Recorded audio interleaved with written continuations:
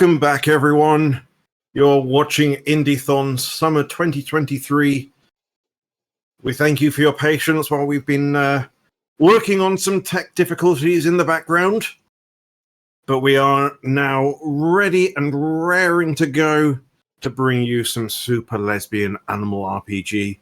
Kyra, if you'd like to take it away. Hi, I'm kyrawr83, and this is Super Lesbian Animal RPG, everyone's favorite game that Twitch won't allow in their stream titles.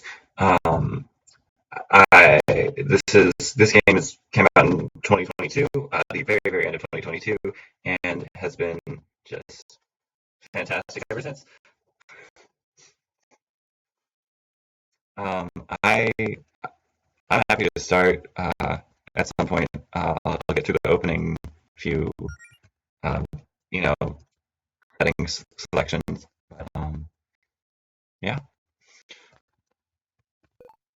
So we're playing on easy, because that's just what the run is. It's easier, like very significantly easier. Tried to do a run on normal, but the same route, and it did not go well. So when I hit this not necessary box, that is when time is going to start. So I'm happy to do a countdown whenever y'all are ready. Yeah. Okay. Countdown, take it away. 3, 2, 1, start. So, this is Super Lesbian Animal RPG. It is shockingly an RPG. The game is, like you can see, roughly 2 hours long as a speed run. Once you get some practice in. It'll probably be that long for me because this game is lagging for me a lot right now. But it's the principle of the thing. So these are our main 2 characters. We're gonna go through the dialogue. This is our little opening cutscene. It's pretty much entirely scripted. So there's a battle we get to do here, and we get to do a couple of little puzzle things. But first, we're going to go into our options and on auto sprint and instant text. Instant text saves a little bit of time. Auto sprint, technically, you could just hold the sprint key the entire run, but that would be really annoying. And since you're already there for turning on the auto text or the instant text, it's pretty much just might as well. So this is Claire. She's going to teach us magic, and by teach us, I mean do an ancient mysterious ritual that she shouldn't be doing. And we're going to see where this leads us. So you can probably tell just the general vibe of this game right now. But now we get to guard against a boar. 30 to 50 feral hogs, except it's just one. So you might notice that this boar is not particularly normal. Typically, boars don't have 3 eyes in my experience, but that is because there's been some magical activity going on, or there will be. I might have gotten story events out of order, but that's the general vibe.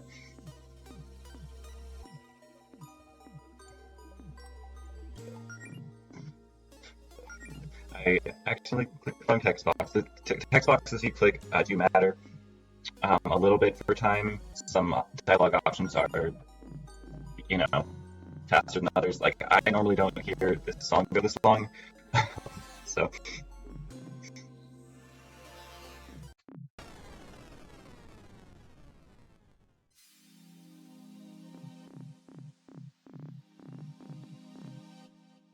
Okay, so now we've been, we did the ritual, and now I'm here in this mystery place called the Astral Plane. And this is where I get to pick my paladin class. So we're going to be a paladin, but we get to pick which type. For the speedrun, it honestly doesn't really matter. But I'm going to pick the Amber's Paladin because it's in the center. I think it has fewer text boxes and it's very gay. So now we're in the proper game.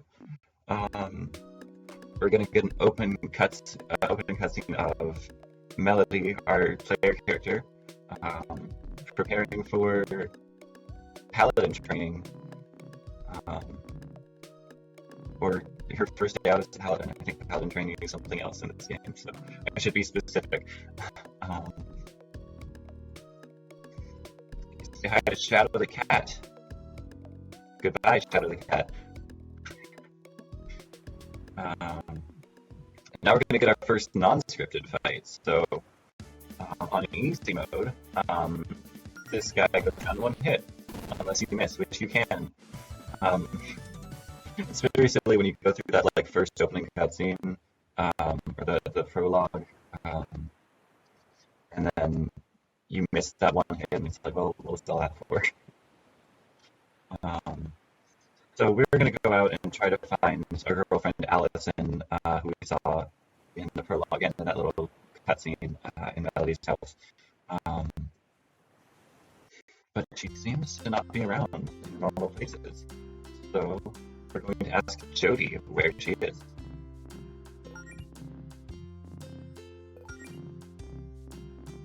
But yeah, as of this point in the story, we have newly joined the Adventurers Guild formed by Claire, who taught us magic, taught in heavy air quotes.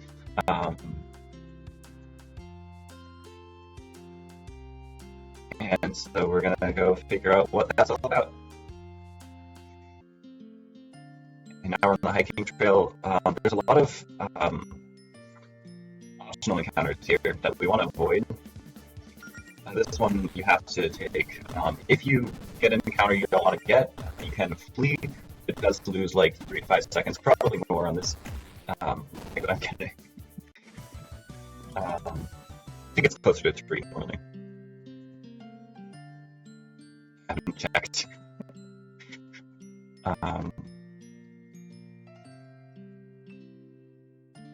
There are some optional encounters that are very difficult to avoid later on. That one's still kind of easy, but 3,000. She went hiking.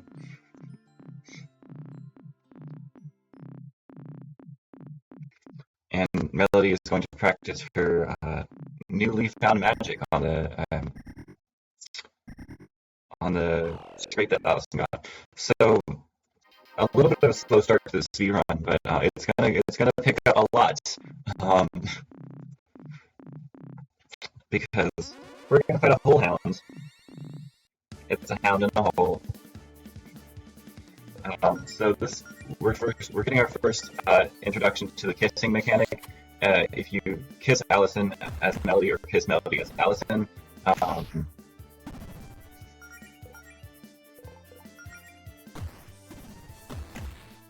was not the right order of actions, but it's fine. If you kiss Melody as Allison or kiss Allison as Melody, you get 15% stat boost to all your stats as the character you kissed, which is quite fun. And now we're gonna finish this off, hopefully. One would hope. Oh, that's not good. It's just gonna go back in the hole. Probably not. Fine. Yeah, so when the hole hound goes in the hole, you can't hit it, which is very annoying. And I keep missing Allison's attacks. Melody is sort of the healer and stat booster of the party, whereas Allison does the heavy damage. Yeah, I'm not used to having to spell so much time because the text boxes go so slow. Saying yes to the kiss is optimal, and both morally and for speed. And now we have Allison in the party. We're going to try not to hit this guy, but if an enemy sees you, they will follow you. They won't follow you super well. Sometimes they go off on random directions, which makes it hard to avoid them sometimes, because you'll try to go in a place you don't think they're going to go, and then go to that place. Here's Paula. typically in the story you talk to her there, despite her clearly not wanting to talk to you, but we're going to leave her alone because it's faster. And you don't have to talk to her.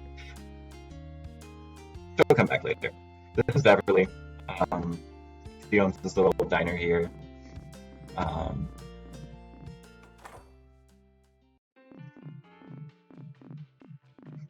And also this is where Claire works. So if we're going to go try to find Claire, to ask her more about what happened in the strange ritual we did, we're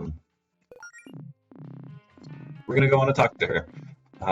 This is a very story-based game, so we're going to get a lot of dialogue, which we're also going to speed through as fast as we can with how much the text is going slow, and it's driving me crazy.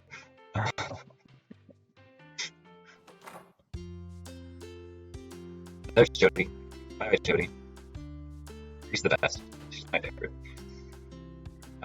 Real quick, we're gonna grab these ethers. They heal your magic power. We haven't used any magic so far, but we will. So Claire has made Allison's basement into a dungeon.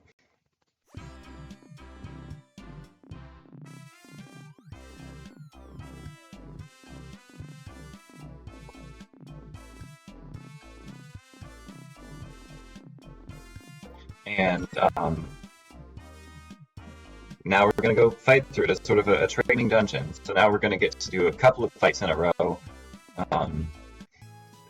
The idea here is that Claire is doing the planet, and then also we're going to want to find 2 keys in here. And there's the fun thing about the first act of this game is that I've specifically planned out the optimal movements for every fight, or the optimal action for every fight.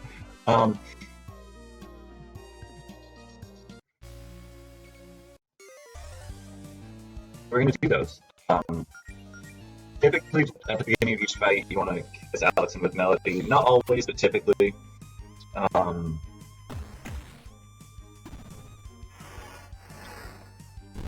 So doing attacking the right Dust Bunny here is quite important because if Claire scorches the Dust Bunny, it can get the burn effect, and when it gets the burn effect, it turns into a flaming Dust Bunny, which I think does more damage and heals less experience, which just be annoying, you know. I don't think the slightly less experience matters too much, but it's a thing. So, as you might have seen there with the previous Dust Bunny, it's being weird. As you might have seen there with the previous Dust Bunny, it's a bit of a... It's an easy enemy, but specifically it was so easy because it had a elemental weakness to fire, which Claire has fire spells right now, so that's helpful. The Dust Bunny stage there, though, had resistance to fire, so that's why we kind of went slow on that one and just spammed attacks. Because there's really no reliable way to get that in one turn, so you might as well do the one fastest to input. I'll do it in 2. And now we're in the door, and we're gonna go have a little bit of a tussle with the big Dust Bunny. Oh, no. Nope.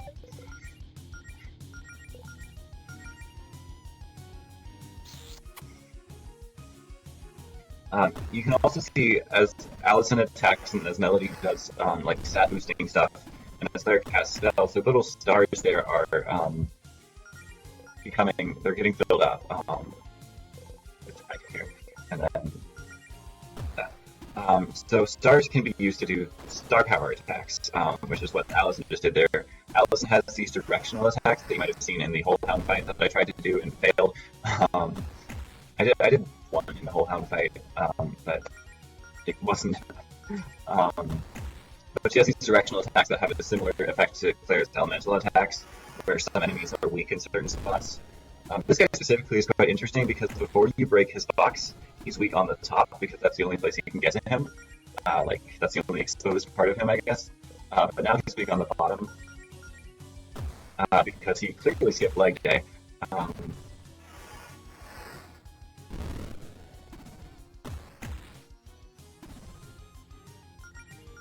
And we're just gonna get through the rest of these pretty quickly.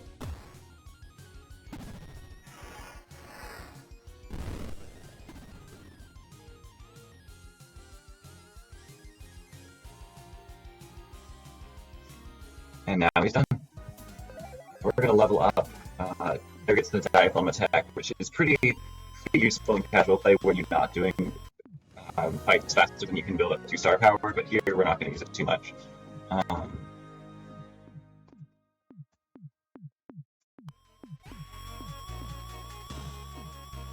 And now we have a sword for Allison, so we're going to go with it on her. And she also gets to wear a cardboard box. So we're going to leave here, except the door is blocked for whatever reason. So we're going to find a different way out, and it's this way. That is just magically opened up, because reality is falling apart, is the general vibe of this game. And Jody there, whose girlfriend is Faith, the head of the Paladins Guild, or I think that's what they're called. They're having a conversation about reality falling apart because some weird stuff's been going on with relation to reality. Allison really does not want to go in this cave or look at this box here, and you'll see why very quickly.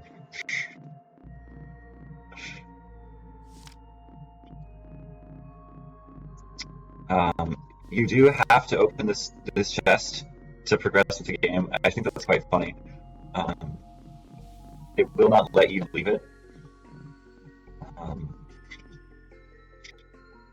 But from Allison's basement to some cave to whatever this is.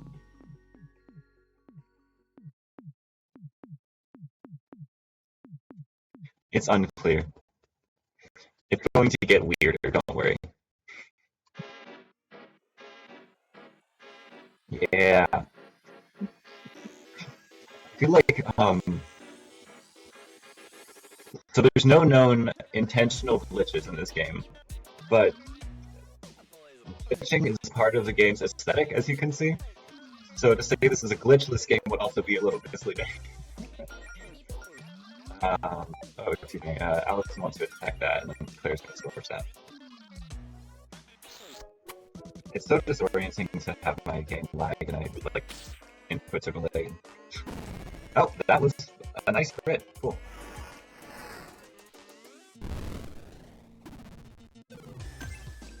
So the written space-time attacking is a little bit scary because it can give you an effect called Corrupted, which is similar to being confused in Pokemon, where your party member who's corrupted will randomly attack another one of your party members. But the nice thing is that Melody can't be corrupted. I don't think there's a lore reason for that. I think the developer was just like, it would be really bad if your healer started attacking the rest of the party. So that was very nice to include.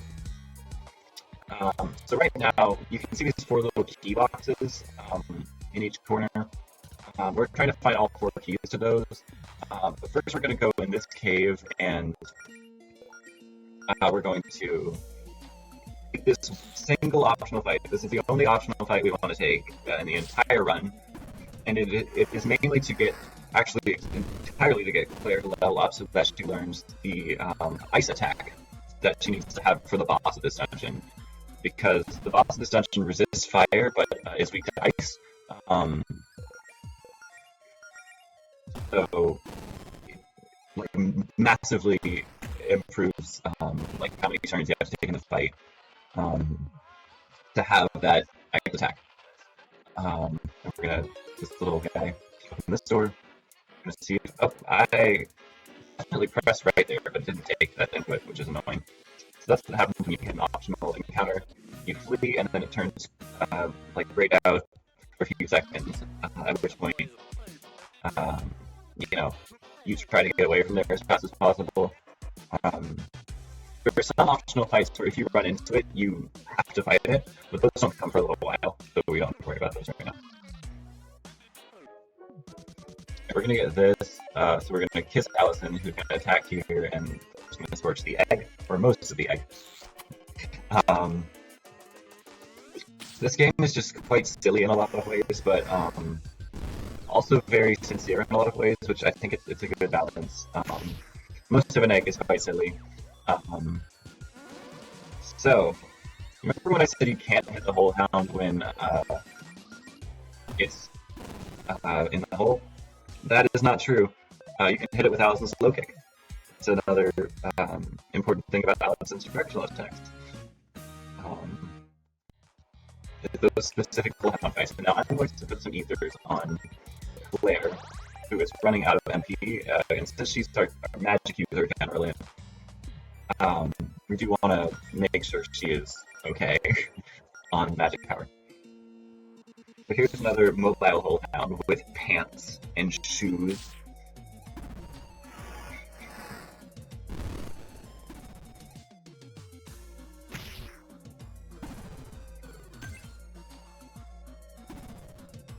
And the whole hound's going to disappear, but that's okay. We're going to attack over here, we're going to do a low kick here, and we're going to do a scorch over here.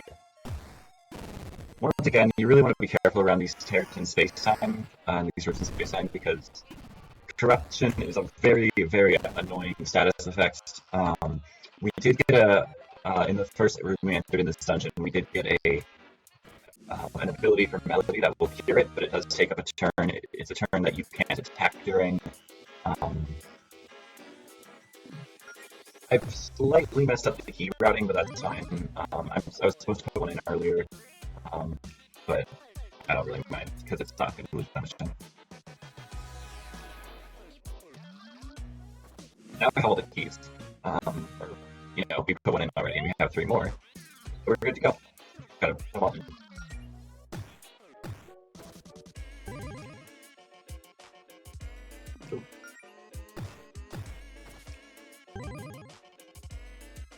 And one more. Now we're gonna do it. You get a full party hit point heal when you go in here, but not a magic point heal, so that's why I gave her the ethers, because she's gonna need a lot of magic power for this fight. We found this weird computer thing that seems to be driving this whole corrupted reality area. So it would be nice to not have that be corrupting reality. We're gonna fight it.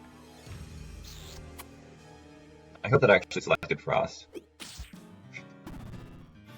Yeah, I did. So as you can see, it's weak to Frost. This Core Guardian is interesting because it changes forms after 2 turns, which is this turn. So after this turn, it's going to go into attack form.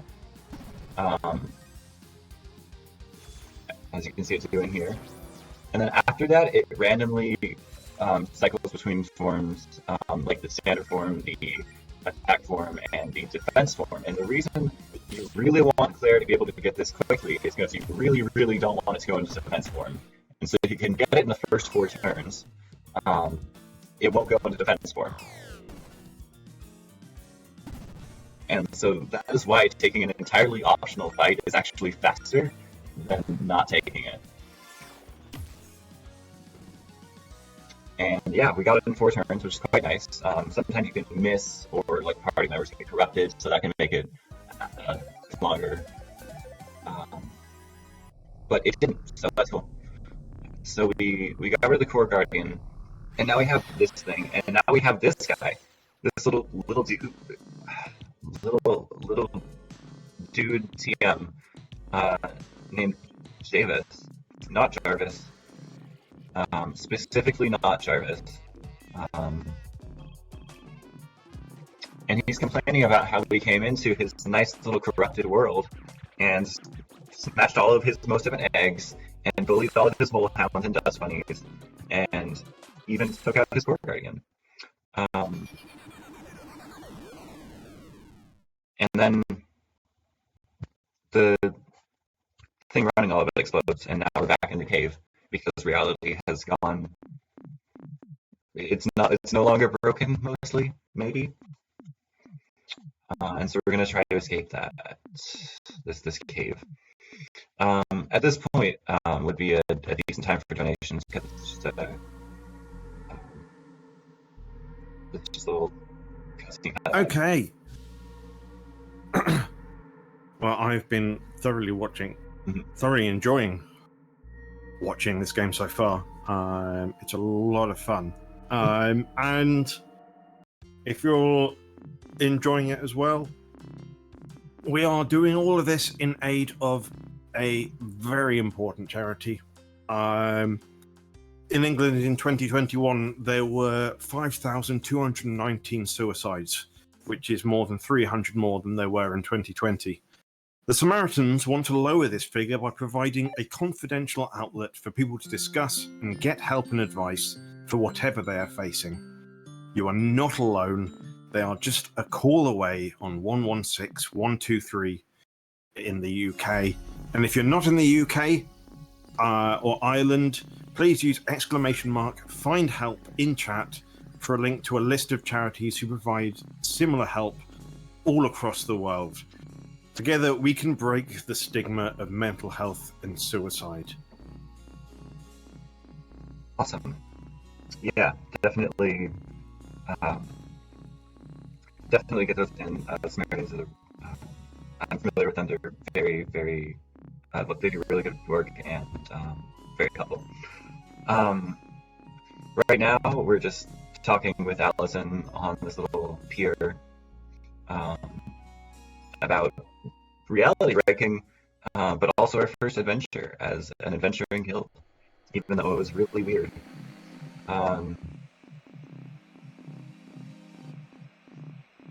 And now we're looking at this little excerpt of a conversation with Chavis and somebody named Queen Verena, who is apparently his boss, but we don't know a ton about what's going on there. And now Claire's going to ask us to go to the library and discuss reality breaking. Go do that. Oh, okay. That's stuck. Okay, fine. Someone knows the librarian. We'll get to talk to her in a second. But right now, we're going to go to Claire in room B, which she is not allowed to be in. She just has occupied the room and has prevented Mona the librarian from taking her out with magic. So that's Claire's vibe. Claire's sort of a disaster. And we love her for that. Honestly, all of the main party is a disaster except for Jody. And she's also a little bit of a disaster, but less of a disaster. We love our disaster gays in this house. And so we're talking about whether... What were you going to say? I was just saying we love our disaster gays. Yeah, absolutely. And our disaster streets. Everyone's a disaster, and we're here for it. Exactly. So, yeah. We're going to go talk to Faith, who is the head of the Paladins Guild. Different from our guild that contains the Paladin. I forget if it's actually called the Paladins Guild, but that's what it is in my brain, so that's what I'm calling it. And she's the one who sort of keeps things from breaking around here, and considering things are breaking, it would be nice to talk to her about it. But first we're going to talk to Holly, because she's going to give us a little bit of a second-hand staff. She bent it because she's not one for using staff, she's one for breaking things with your force. But it works. It gives us some magic boost. We're going to give it to Claire, even though technically it's supposed to be Melody's item. It's fine. Now we're going to talk to Chet to make an appointment with Faith. Or not make an appointment, just declare our presence, despite the fact that we're just like buddies with Faith. And she's going to tell us that we haven't seen Jody, the tiger who is sitting on the bench, who is the coolest ever, and is my beloved. So we haven't seen her in a bit, so that's a problem. And also reality is falling apart, so that's a problem. So we're going to go make sure Jody didn't get into any scuffles with the fabric of reality. And yeah.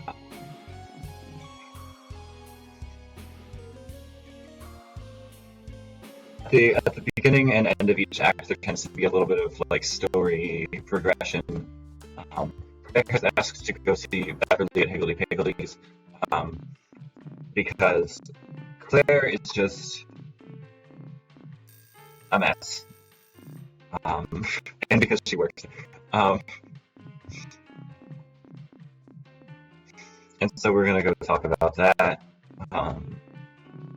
This is one of our stops we have to make before we leave to go find Jody. The other stop that we have left is we're going to go visit the magic shop because we want to go equip ourselves with some spell books.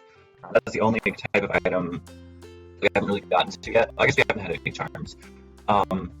We have like weapons, armor, we have weapons, head armor, body armor, and spell books, which add moves to your arsenal.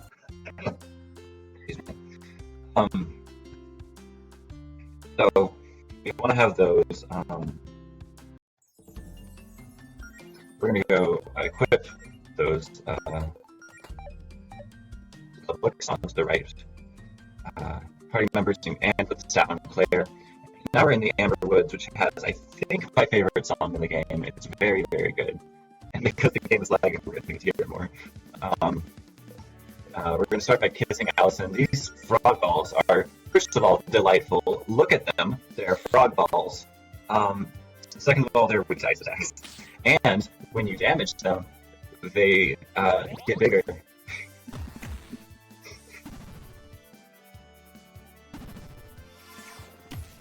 Yeah, I think it makes their attack higher and maybe their defense higher. I honestly forget, but yeah, they go down with a they typically go down with a Frost and an Allison attack, but looks like that one dodged. So yeah, you generally want to not have it what it just did there because the animation for blowing up takes longer. And yeah, you want to have that minimized. We want to get over to the left there, but as you can see, there's an ice lock blocking our path. Maybe, yeah, there it is. You can see it now. We're gonna go other places and go the long way. We're gonna. This guy's a little bit hard to avoid, but we did it. Yeah. And so now we found this shrine to the sun goddess. We're like, huh. Well, there seems to be a lot of ice blocks around here for whatever reason. So it'd be good to have a spell to melt the ice blocks. So we're gonna pray to the sun goddess at her shrine to give us something to melt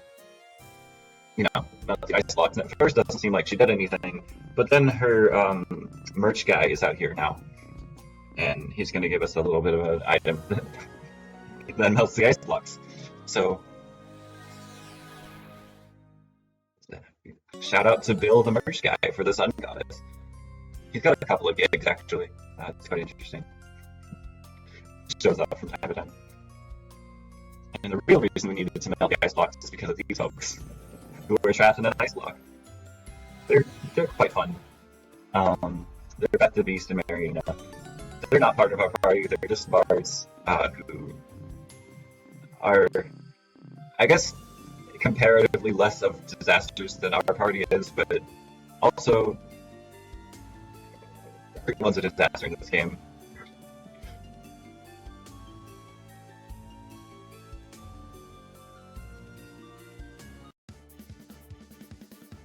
And now we're going to fight this Harpy Monk. We're actually going to kiss Allison, we're going to, no. This one is a little bit tough because it's like you can always get really, really close to killing this enemy in one turn. I think it requires a crit, and so it's similar if you kiss Allison versus if you let Melody attack instead. And so I let Melody attack instead because that gives us more options or more opportunities to get a crit. And we're just climbing up these mountains because apparently Jody went this way. I'm going to take this opportunity to ether up Claire because she's a little bit low on magic points, mana points, or whatever it is. It's MP. I don't know exactly what it stands for. That door there goes to the astral plane, which is our little fast travel thing. It used to be that you had to go into that door during this part because otherwise it wouldn't unlock later. But there was an update that fixed that. That saves a little bit of time now, so that's quite nice. This is the trash king. He's a trash king. We're gonna do that, and we're gonna do. Okay. So the trash king is just a bird. It's not like a beast folk like us. He's just a big bird, which I think is funny. We're gonna use Melody's magical attack here to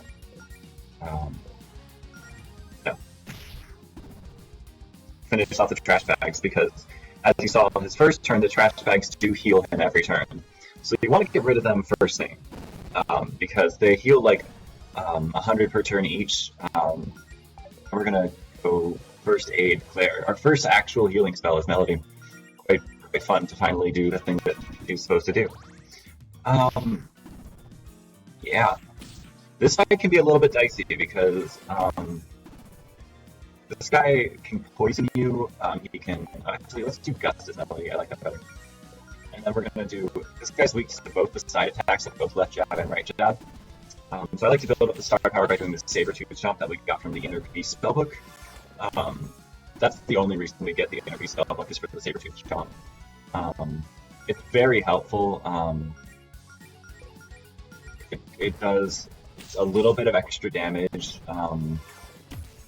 Actually, a lot bit of extra damage in terms of Alison's standard attack. It does also build her star power.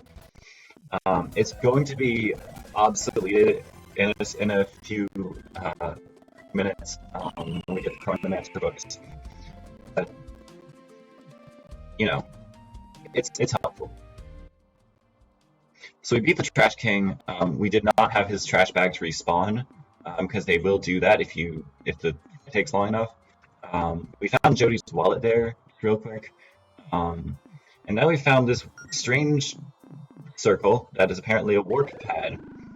And so if Jody dropped her wallet and then there's this transport device here, then, you know, Jody probably went up here to the Celestial Wasteland, which canonically is a floating desert in the sky that you can't see from the ground because of magic.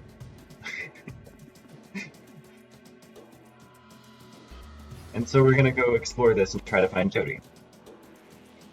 At this point, it's been almost an entire day since we've seen her last, and it's getting a little bit concerning. So as you can see, the vibes of this place are just very strong. Alright, so this guy is a skater.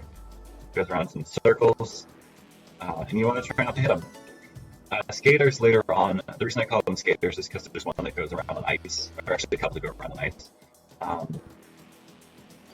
And later on, if you hit skaters, you will not be able to flee from their fights. So, you know, want to be practiced and not running into those guys. We're gonna fight against this malcontent mummy. Real quick. This enemy can burn you, so I want to get rid of that one first. Although it doesn't entirely matter. The Tombstone drone tends to do more like raw damage, but you know, you just want to be careful. It's probably going to kill the mountain mummy, which means Melody's attack is not going to do much. Yeah. I'm going to see what Gust does. I don't think it does anything on this enemy. Maybe Dive Bomb here. This guy's weak to Scorch as well.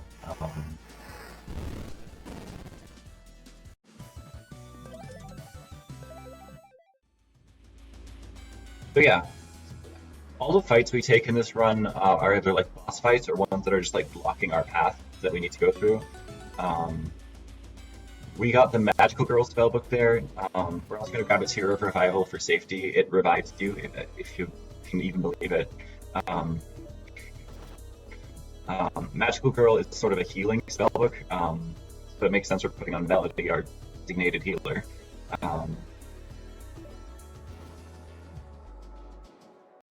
These guys on these scaffolding parts here are very annoying. These long paths, these like thin paths that are one tile wide. The enemies can get stuck on them. So if you run into an enemy, they'll gray out and then take 2 steps backwards, 2 tiles backwards. So if you get them on a path that is 1 tile wide and like longer than 2 steps, it's going to be annoying because they will just freeze there, and you'll have to wait for them to like gray out and then go back into fight again. And it's a whole thing. I should have Mega Ether Claire here, but I actually can during this fight with one of Melody's turns.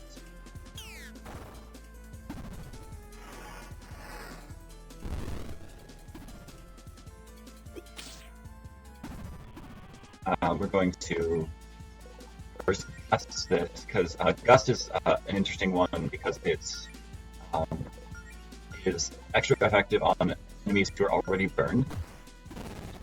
Allison's side attacks one-shot those flying bots, so that's why I'm not too worried about them. I'm going to give Claire a Mega Ether. We're going to attack you, and then we're going to, I don't know. Let's just attack, yeah, it doesn't matter. Claire doesn't have any magical attacks when she's only got 1 MP. So you kind of just like do whatever with her. And she missed anyway, cool. But I didn't really try anything. Allison should kill here. Oh, well, that's irritating. I don't know why that didn't one-shot. That like always one-shots. Okay, that's good enough. Alright, so now Claire is all healed up.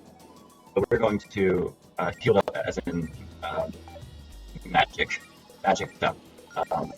So now we're going to give Melody Magical Girl, which will be very helpful in this fight because the main reason you want to use this spellbook is because it has full party heals. It heals all members of the party at once. There's, 4 moves for each spellbook, but typically we only really use the 1 on each that we want. So there's that. We're going to kiss Allison. We're going to have her do this, Sabertooth Chomp, and then we're going to have Claire frost this abominable automaton, who is just a robot we found in the desert. So all the robots in this desert seem to want to attack us for some unknown reason. Typically in a lot of video games, like it's just assumed that the enemies will want to attack you, but in this game, it's sort of like lore-wise really weird that all of the enemies are attacking you. And this robot here is no different. It's like, it would be like if you went out into the forest and all of the woodland critters started trying to attack you. It would be weird. It would be like, the most weird. It would be weird. We're gonna attack Boost Allison. That is what I like to take here. Soon this robot is going to summon a boulder, and if we don't kill the boulder, which is apparently a thing you can do, you can kill boulders now, it's not going to go well for you. So we're going to high kick here, and then we're also going to frost this. Frost never misses, I'm pretty sure, and neither does Scorch, so that's one I'm very confident in, like, I would be able to not die to that. We're going to Gust again, we're going to do this again, because we're out of MP for Allison to do Sabertooth Chomp, which requires, I think, 12 MP. Typically we get 3, but the super flying robots in the previous fight stole some of our MP. So that's quite irritating. But we're just going to finish this off hopefully with this turn. We're going to heal the party. Actually, if this is the final turn, I probably didn't need to heal the party, because we're going to get the full party heal after, but it's fine. But yeah, we we finished it, but it didn't go down like the other robots do. And that's where Jody comes in, or the other enemies, like bosses, do. That's where Jody comes in. She's super cool and the best, and she's blue screen of deathing the robot, which I think is quite funny.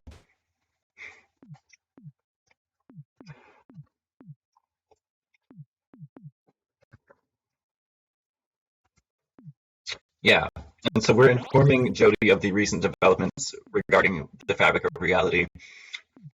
And it turns out this robot is actually Jody's friend named Cliff, who is just malfunctioning because of the fabric of reality falling apart. And now we're going to briefly get to hear Jody's theme.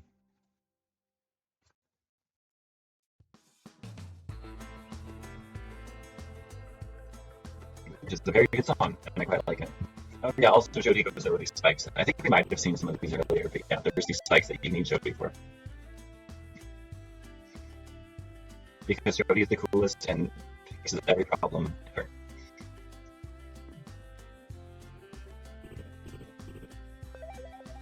And now we're going to go to Munford, which is the town inhabited by the people in the Celestial Wasteland. By people, I mean, well, you'll see. First of all, robots, as you can see in the little shots there, and also cowboys. And the cowboys are also, and the robots are, well, the robots are also cowboys, and the cowboys are undead.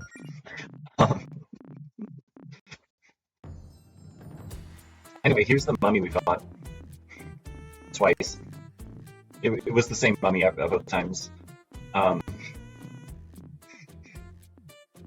like that they specifically made it so that like the forced encounters for this part both had the mummy in them, so that joke works. But yeah, the mummy's just like some kid who was just like fighting. So now we're gonna go here and we're going to buy a couple things. I honestly forgot. Oh, okay. We buy those, and yeah, we buy one more of these. Okay. And then we buy two chronomet swords. Alright, that seems right. Let me look at my. I have a note card here, hold on. And then we're going to.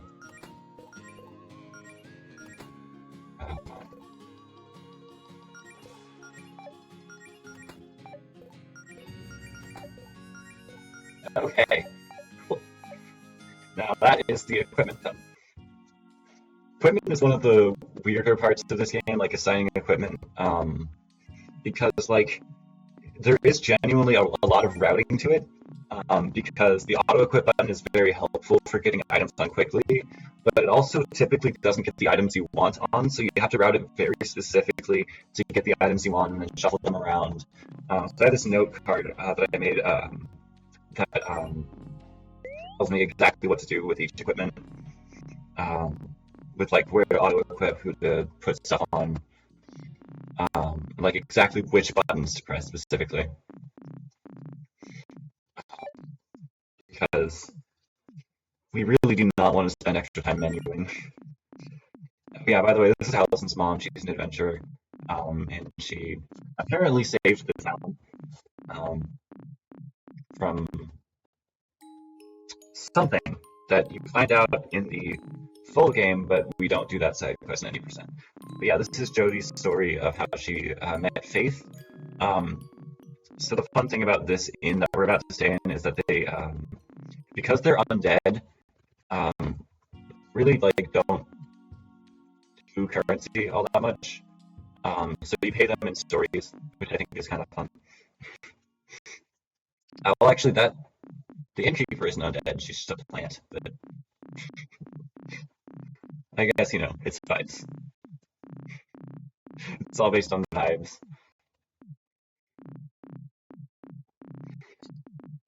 So now we're gonna rest at the inn and wake up and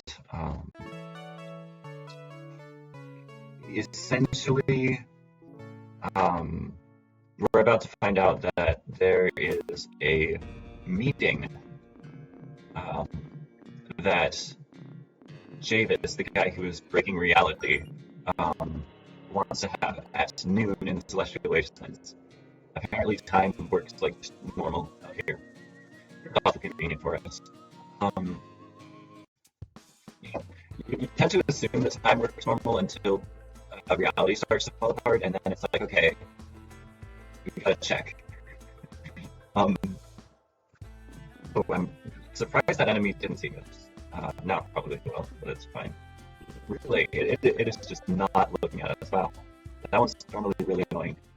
We're gonna go into Javis's little hideout. It's got Javis written all over it. With using Neff, the mummy who we fought and are sort of friends with, as our in the place we want to go to. Wait, oops, that's not where we want to go yet. We want to go here. We'll go there eventually. Don't worry. Whoops. No, we actually have to fight this color wheel. We're going to speed up Allison. Oops, excuse me. Speed up Allison. We're going to Frost, and we're going to attack. It used to be that Jody entered the party at level 1, and everyone just kind of assumed that that was what was supposed to happen, up until the developer found out and was like, wait, Jody enters the party at level 1? That's not supposed to happen. So now she enters the party at the same level as the rest of the party. And so that definitely helps with this fight, to help do it in one turn. It used to be that you would end up with like a tiny bit of hit points left on that color wheel, which swaps your color palette. It also attacks you sometimes if you let it survive for more than one turn, but we don't. So we got a key there, and now we're going to go into this little back room area with these little paths. A frog bomb in the back rooms. With the color swap thing, there's a chance we get a home stuck jump scare, so watch out for that. It might not happen, but we do fight a couple of color wheels in this run. Ooh, that guy normally avoid. That's irritating. As you can see, like, it's a minor annoyance when you run into enemies that you don't want to, unless they force you to fight them, in which case it's a major annoyance and can be a run killer. But because we don't really care about the time right now, we just care about having fun. I mean, we always care about having fun, but right now especially, we can just kind of vibe. So this is sort of tricky section, because you really want that enemy up there to not hit you when it's in the hallway in front of you, because then it'll block your path, and that's really bad. We're gonna speed up Jody real quick. I forgot to explain the Chronomancer. So you can probably tell the reason we get this. It is a speed-themed spellbook, which is very helpful for a speed run. It basically lets you do your standard attack twice in a turn if you speed up your fighter. And yeah, so that can be very helpful. So now we're going to kiss Allison. We're going to frost this guy, just in the off chance he freezes, and also the frost animation is faster than the scorch animation. So in case you're ever wondering why I do frost instead of scorch when it seems like it's not doing like extra damage, it's because of that. If there's not a specific weakness that I'm trying to get with the enemy, then I just do frost for Claire. Yeah, when the enemy has like a tiny bit of hit points left, just like spamming attack tends to work, because you know you'll do enough damage regardless of, like, even though it's technically not the optimal like thing in terms of damage or like planning, it is the optimal thing in terms of speed. And so now we've turned on the Santa switches, which help us control sand with the power of friendship. Like that. That's going to help us get the other key. And also what we're going to want is a star fruit. It's not entirely like necessary technically, but it is extremely helpful for a fight that we're going to have later on it builds up your star power, which I talked about earlier, instantly at the beginning of a fight. So if you eat a star fruit, it builds up to max, and that's going to be crucial for a fight later on. One that used to take us absolutely ages. We used to like level up Jody so that you could get a specific star attack, and now we don't do that. That's cool. So now we have this key, and we're gonna go into the back. Hopefully this guy over here doesn't see us. All good. Cool. Now we're 8-bit. For some reason. Oh, that's irritating. I was literally in the door. That's annoying. And now we're not 8-bit. And now we're 8-bitting green. And now we're big. And now we're little. And now we have a chest. And then we go back through all of them. This key is completely required. It's very silly. But yeah, now we have that key and we can move on. There's a bunch of chests in the middle of there, none of which I'm going to get because it's at best there's like an ether which can help with magic power, but we don't really need that for our route. Oops, wrong direction. I was holding it up for too long and went back down the stairs. It's a common video game thing, I think. I really don't want to hit these guys. They're just annoying. So now we have this. One hesitates to call it a puzzle because you literally just hit the sand switch, go down the stairs, cross the sand that you just put in, go back up, hit the sand switch, go back down the stairs, cross the sand you just went in, and now you're in the room where you need to be. I'm going to check there's magic and she's fine, so we're going to go into this fight. This is the singularity. It's weird. It looks like a combination of all of the or a lot of the previous enemies. We're going to once again speed up our two. Oops, excuse me. That's not speed up. What are you doing, Claire? Our two current attackers, which are Dodie and Allison. Later on, we're going to switch Claire to be one of our. Oh, yeah, that's irritating. I put the wrong spell. Well, now it's slowed down, so that's nice, I guess.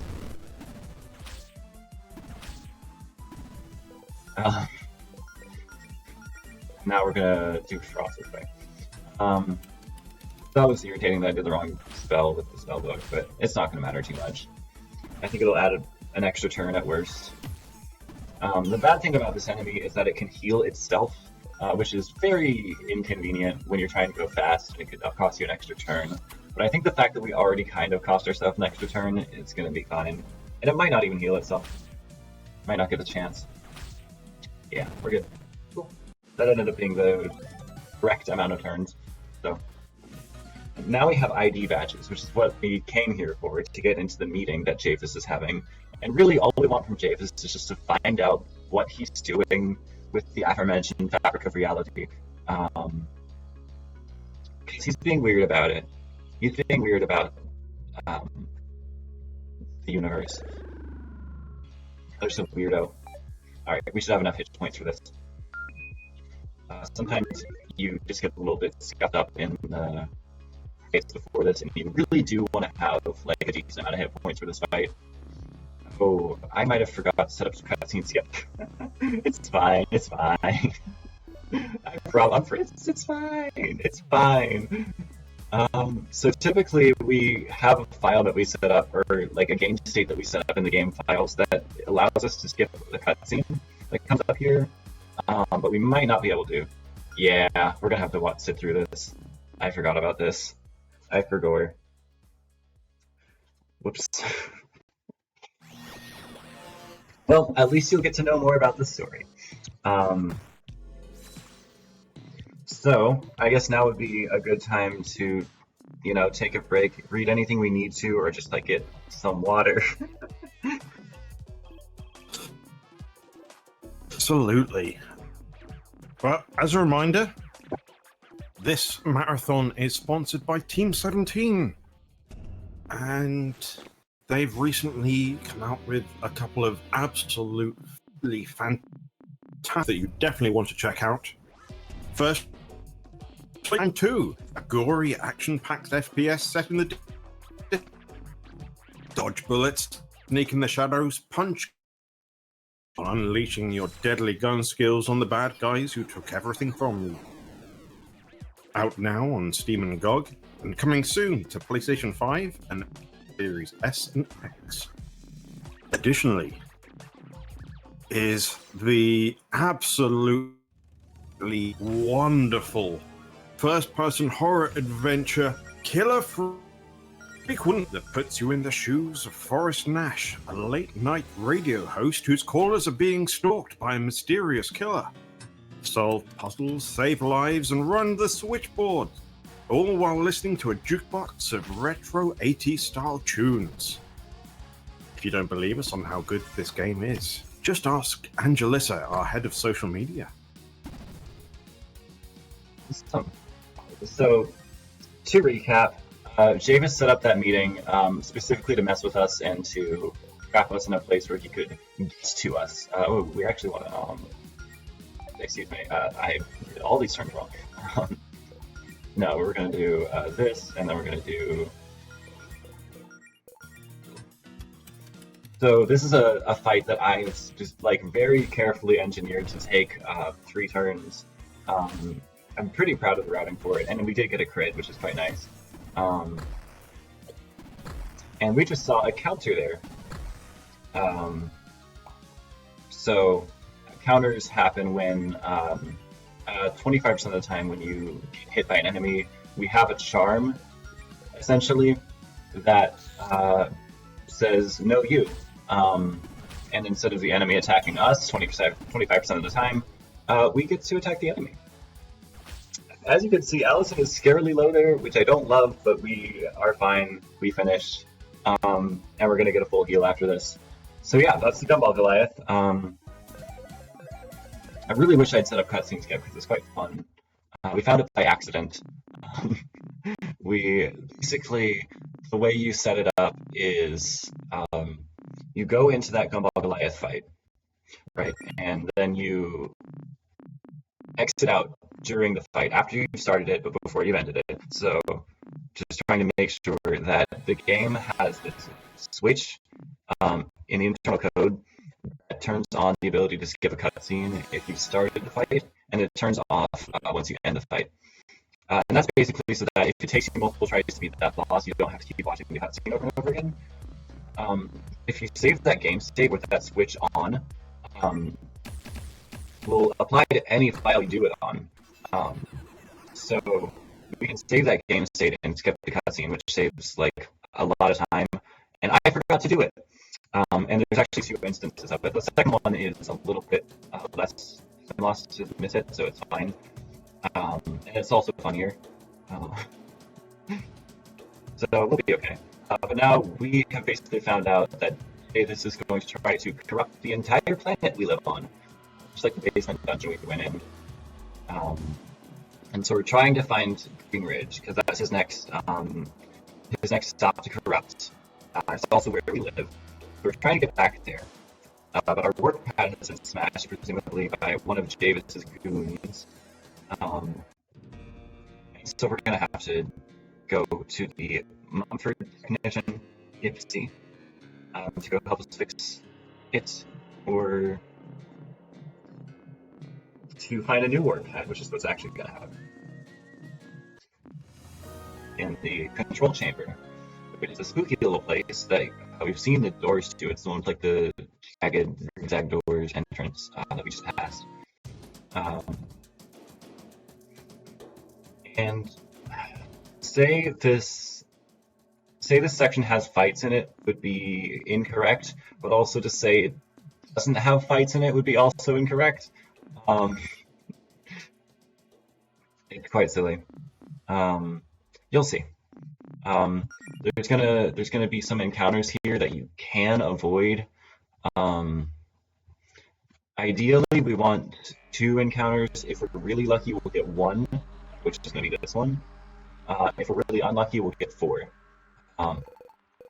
But because guarding is faster than attacking, like we saw in the Behemoth 4 fight, we just want to guard, because after one turn, the enemy we're fighting will just run away, because it's all spooky and ominous.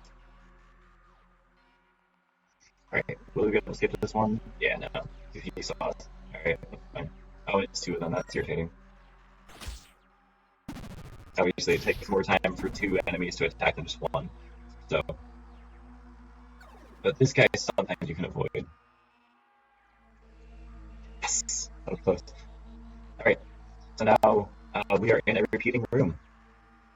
No matter what side of the room you go through, you're gonna end up in the same room, because this place is just like loaded with mana, magic force, and it sort of acts like a gas leak.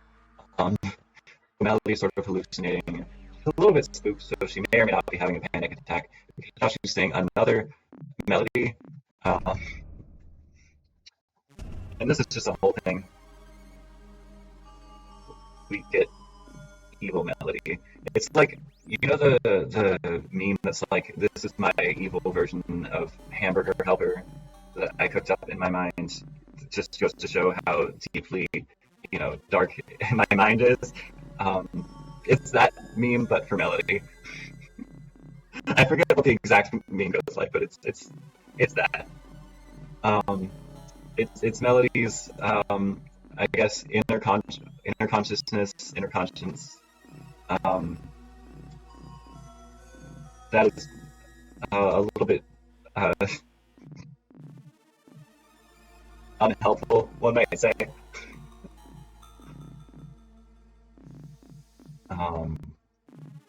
Yeah, so this will keep coming up, but for now, Melody's going to wake up next to the switch to turn on the warp pad, and she's going to be like, let's just leave as quickly as possible. Typically when Allison tries to talk to you about stuff, you have the option to either be like, yes, let's talk about it, or no, let's change the subject. And this one, Melody's just like, no, let's change the subject, which I think is interesting for that scene. But yeah, the warp pad's up and running now. We're going to go back to Green Ridge and hopefully save it before Javis can turn it into, you know, glitched tiles that say bark. And now we're in Act 3. Or as I like to call it, Act 2.5, because it's quite short and like a good chunk of it is just dialogue. But right now we're on the beach. Not nice. I believe there's a funny thing here where you can buy like tropical shirts from Bill there at that shop, and at that point it is the strongest armor in the game. So quite fun. There's a lot of enemies here that you kind of have to wiggle your way around. I think we managed to get them all. Yeah, look at us. This is also quite a nice song.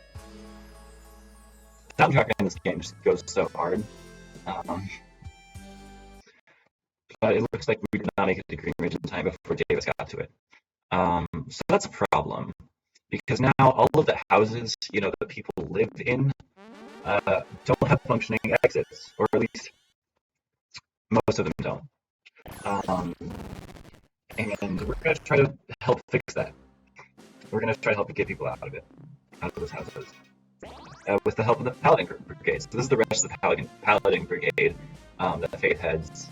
There's Holly, who gave us the staff, and is just, you can just see her. There's Rhett, who uses a sword, and it's like quick and sneaky. And then there's Provence, who is uptight. It's in the middle there. So now we're on a rescue mission. We have to go to 4 places to rescue more than 4 people, but you know, it's fine. We're gonna try to get rid of this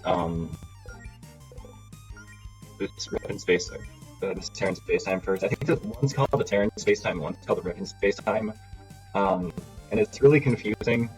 They look almost exactly the same, but they're different enemies that have different stats. But the space-time whatever can corrupt us if we don't get rid of it quickly enough. So,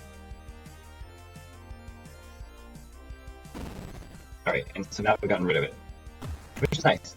I like getting rid of things that can corrupt us. So now we're actually gonna kiss Allison for this because that boosts her stats.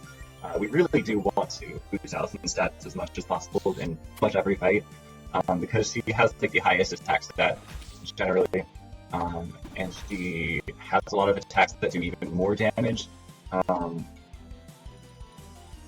This is a pretty easy 2-turn fight. Each enemy tends to take 1 turn. I think if you crit it and like expect to crit it, you can get it in 1 turn, but you can't really expect to crit things in a speed run, so I go for the 2-turn strat because that's like, 99% of the time what's gonna work. Or I guess 95% of the time because that's the crit rate. Yeah. So we save Joy and Sherry, who have this little shop that they run. They're small children and should not be handling weapons, but nonetheless they do be handling weapons, so. And we rescued Mona the librarian, who's really not a fan of Claire, and blames Claire for this whole thing, which we're going to come to find out is not entirely false. She's not entirely wrong to blame Claire for this, but also not entirely correct. This guy's following us. This guy is really annoying. The guy that we just passed there in the hallway, we need to get down here, tends to be really tough to dodge, so I'm glad we were able to do it effectively and quickly. So these courses tend to waste time if you let them live, because they attack twice in a turn, which is more animation, of course, and then obviously you get more damage dealt to you. But the helper jelly heals them, which is also irritating. You really also just don't want that to happen.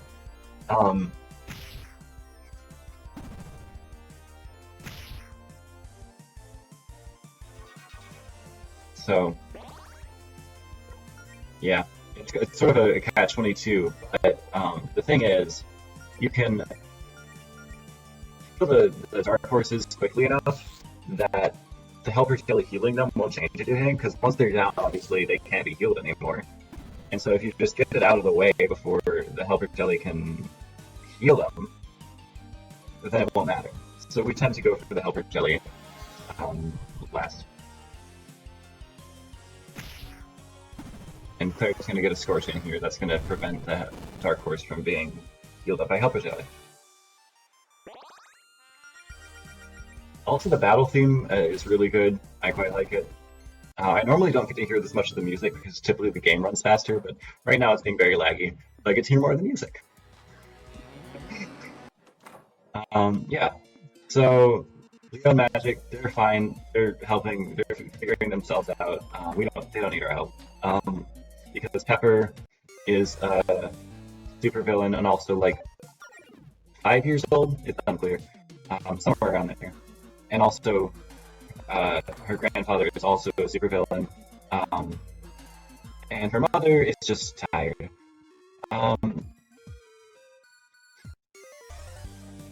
it'll be fine. You do have to go in there and check on them though. We're gonna get rid of the Dark Horse first, as usual.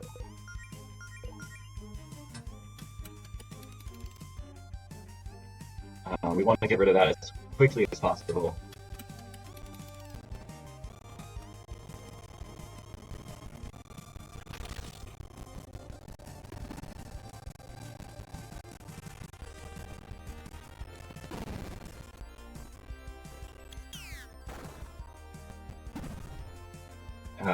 And then we're gonna kiss Allison.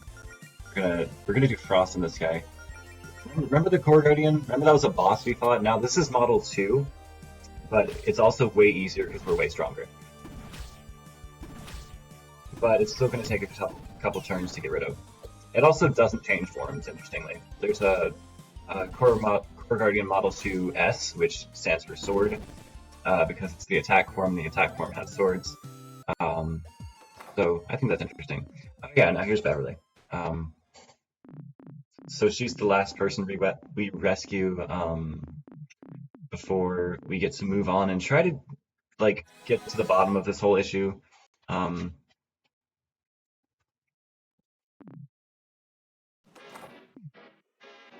that we've saved everyone, we're gonna go to the Guardian Tower, which is no longer blocked by corruption. Except, actually, yes, it still is. And Paula is here, the person we saw at the beginning, who really just does not like us, and is sort of siding with Javis just to spite us.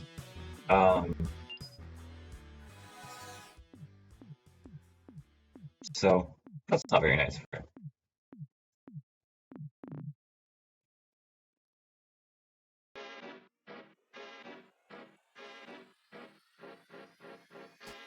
And so to get into the Guardian's Tower, we are going to have to go through the basement dungeon again. Except, are we? Because there's this little secret entrance back here that we just go in here through. Oh, that's quite nice. That is the intended way to go through, by the way. It's not like some trick I'm doing. It's just, yeah.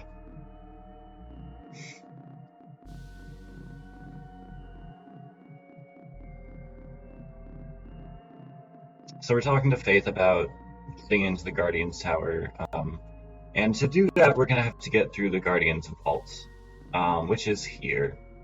Faith is going to, you know, open up the secret passage because she's cool, and we're going to go in. This part is very stressful. It's also going to be stressful on input delay, because there's traps that we have to avoid, which I don't know that I'm going to be able to do that with how the controls are being right now. But we're going to try it. It shouldn't hurt too much. It's just going to lose time. It shouldn't like stop us from finishing. We should be able to like, beat the enemies.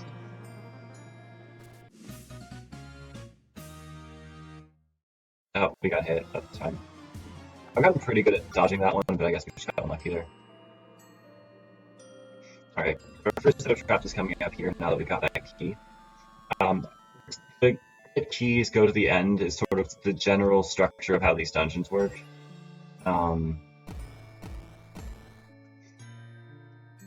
So we're actually going to do one of our biggest optional detours. Actually, I mean by far our biggest optional detour in this dungeon, because this dungeon is indeed a vault. It's called the Guardian's Vault. It has a lot of really good equipment. That is not one of them. That's just like a nice one to have, and it's like on our way anyway. I might as well. We're gonna get the key to go into the treasure room of the vault, as well as the key to progress with the story. So I believe this one is the one that goes to the treasure room, the one in the right path here.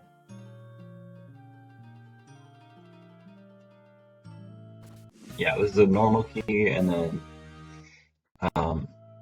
one of the sets of traps we have to avoid is in the way of the treasure room, so that's going to be interesting. I've always wanted to route this part out because it does take a long time to get into the treasure room, get all your equipment, you know, go through the traps, get back. But also, the equipment is really genuinely just that worth it. So now we have the mega key, or the weird key. I think it was called the weird key. I think the mega key is for somewhere else. We have the weird key, which is going to help us go into the room where we're going to fight the boss here. But this is the part where I maybe cry. Okay, that wasn't as bad as I thought. So yeah, it was kind of hard to see the traps on the ground there, but you can probably notice that something changed when we pulled that lever. And what changes, the traps are no longer there.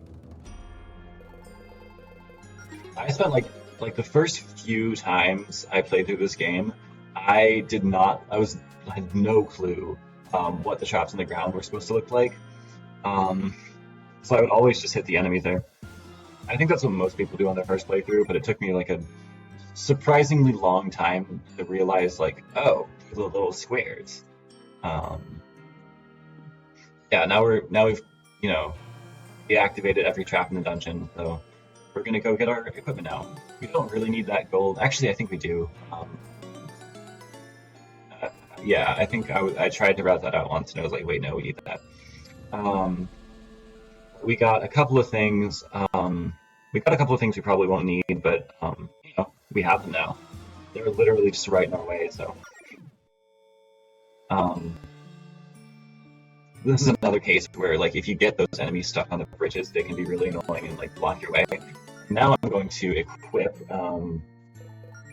Whoops, we're gonna want to do Magical Girl here, and we're gonna do C, A, M, J, and then we're gonna use and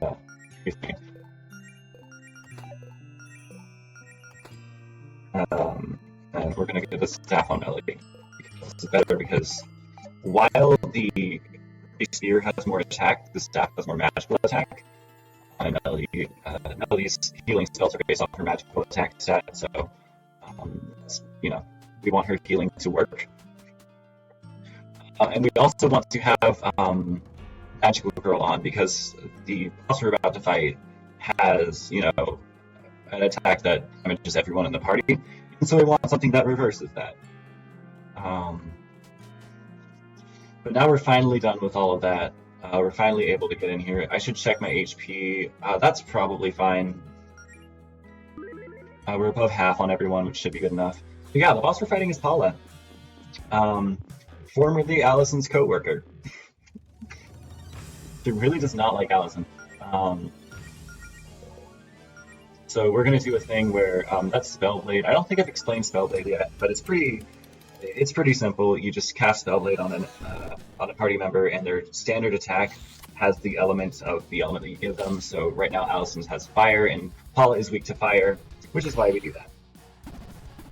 Now I'm going to use Lovely Aura here, and we're going to start speeding up Claire. So typically you can't speed up Claire in the early game, or you can, but it won't be too helpful because speed up only applies to your standard attack, and Claire's standard attack is very weak because her, you know, physical attack is very bad because she's a magic caster. But when you give her the Flame Rod, it switches her standard attack stat to her magical attack, and excuse me, I'm going to do Gust here because Gust hurts burned enemies. And it also makes her element of her standard attack fire, which for Paula is very, very helpful because Paula is weak to fire. I'm hoping we're going to see Paula do her whole party attack because we might get some counters on that. Yeah, we got a counter there. Look at that. And Allison dodged too. Cool. We're going to do this, and we're going to speed up Allison again because we really want her to be sped up. That's very, very important.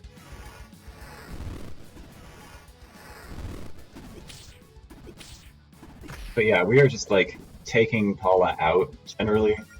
We're gonna do Scorch here, and then we're gonna do that because Jody no longer has enough MP to speed anybody up. But it was the final turn anyway, so that was quite a good Paula fight. Nothing bad happened. We did it very efficiently. I think with a little bit of extra luck, we could have saved an extra turn, but you know, I'm not going to push my luck. And now we've got basically a very long set of dialogue and cutscenes. So if anyone needs to take a break, if we have anything we want to say, that'll be a great time, the best time in the run. I'm going to finish my coffee. Okay. Now is a great time to remind everyone that we have some incentives running. So, now that we're into the final stretch of the marathon, we have some exciting runs, more exciting runs planned.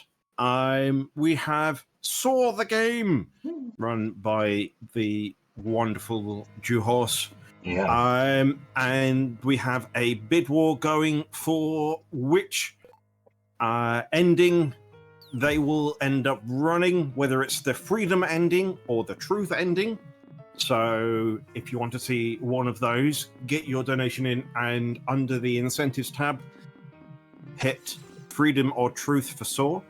We also have a bid war on Lena's Inception. Do we want the perfect ending or the sacrifice ending? Both are honestly fantastic. But if you want to see one of those in particular, select that when you get your donation in. And then finally, we have the game mode bid war for Love 3, being run by Haponwana. Choose between the classic game mode or the remastered game mode. So again, when you hit the donate button, type in your donation amount, and your comment underneath the comment box is a little menu that you can open up where you can choose which of the 3 incentives you want to apply your donation to. Wonderful. Yeah. Definitely get those in because, you know, this marathon's been very fun so far, and we want to help it go out on a good note. So, yeah.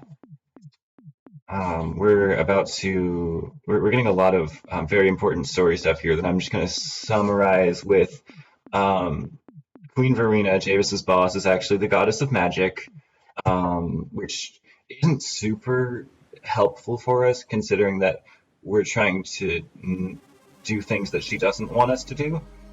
That might not go super well for us, but we'll figure it out, right? And she has challenged us to fight her at the top of the highest mountain, Mount Sappho, to see if we deserve to keep our magic, because basically her thing is that, you know, you've ruined this world with magic, magic has ruined you, I want to take it away. And Paula is somebody who is not super fond of magic because she's not very good at it and she sees it as cheating, so that's part of why she's palling around with Javis and Verena. What else? Right now, Allison and Melody are having a bit of a moment, a bit of a fight, partially instigated by Melody's evil hamburger helper, Harmony. You know, fun naming convention there. And this is going to be the end of Act 3.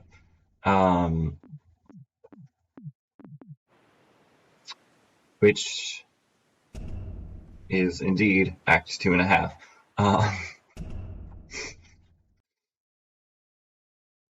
And now we're into Act 4.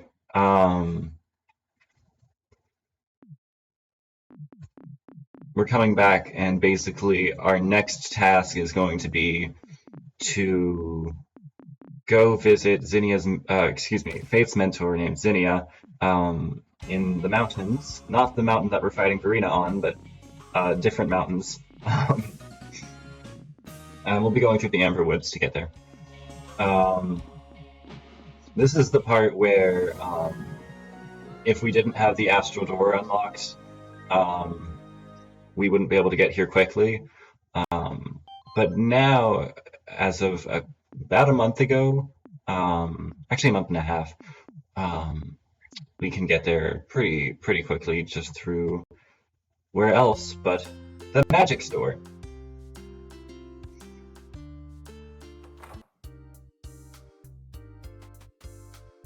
And here's the door. We're gonna get in here. But he's gonna explain it because now Jody is heading our party. He's heading our party because Melody doesn't feel well after the fight yesterday. So now Jody is heading the party, like I keep repeating for whatever reason. And he's going to grab a critter. We're rescuing rabbits. Rabbits who are not named Allison specifically. And those will be helpful later, but we'll get to that one, it's important. And this gate that we passed earlier, now we can open it. And now we're going to go into the Polychrome Cabin.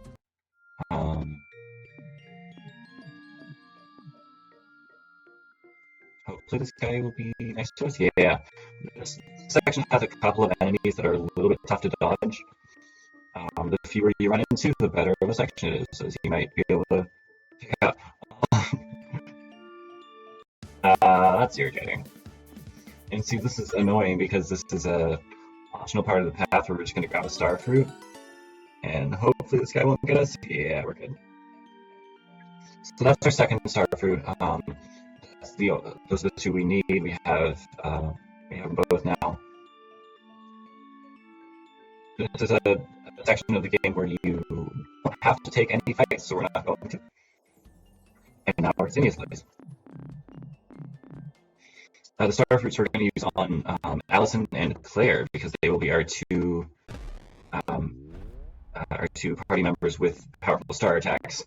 Pretty much just coincidental that they're also our two that we tend to speed up now that Claire has the flame rod. But yeah, this is Zinnia. She's a dragon, and she's literally perfect. This is her big bed. If you step on the quilt, Jody will be like, "Let's not step on the quilt," and it'll lose you time. So yeah.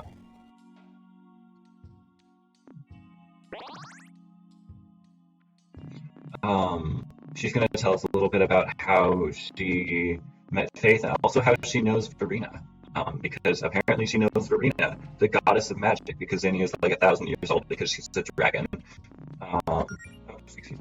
That was a weird part of the game where you just you sit down with her and then you stand up and then you're like, actually no, let's sit down again. Let's see. We're gonna have to do some equipping here because what's gonna happen here in a second is our party's gonna get split up into two groups because Zinnia wants to have us spend some time away from each other because she can sense the tension in the group because she's an empath. And yeah, it's gonna be Allison and Jody on one path and Melody and Claire on the other. The Melody and Claire path, we will not be taking any fights because that's just how it shook out, I guess. There are no fights that you need to take. You can take fights, but why would you? It's a speedrun. So we're gonna get to equip with them here. Let's see. We're gonna put this here, and then we're gonna auto equip Claire, and then we're going to put Spellblade on Jody, and then we're gonna auto equip Alice. And the reason we're doing that is because I'm so good at moving. It's because it's just for the spellbooks, really. It's entirely for the spellbooks. We want the two important spellbooks on Allison and Jody. Because we're going to be fighting a lot of things with fire weaknesses on the Allison and Jody section, and by a lot of things I mean two things, or two battles, it's 4 enemies. We're going to want Spellblade. Excuse me. I am so good at this. I'm getting so thrown off by Xboxes. You know, the normal part of the game. The part of the game that you're supposed to look at. Yeah, it's cool. But yeah, the idea here is that we're trying to find dragon berries for Zinnia's tea. Dragon berries are, I guess, just a thing now.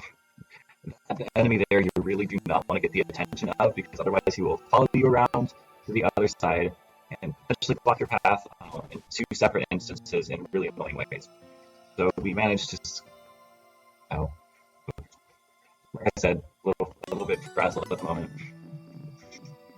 I have to actually get the dragon berries that might be helpful.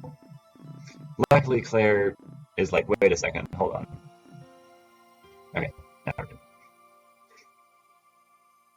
Despite doing very well at dodging the enemy, I am bad at playing the normal part of the game. I'm so good at cheesing things. Other than that, I'm like... Alright, so now we get some ice sliding puzzles. They're not too tough, casually, but of course, as speedrunners, we just know all the solutions, so we don't even have to think about it. We're gonna go through this path down here because there's some dragon berries here, but this enemy can tend to be really annoying because he can block your path both ways in ways that you just really don't need. They're not helpful. Lose a lot of time.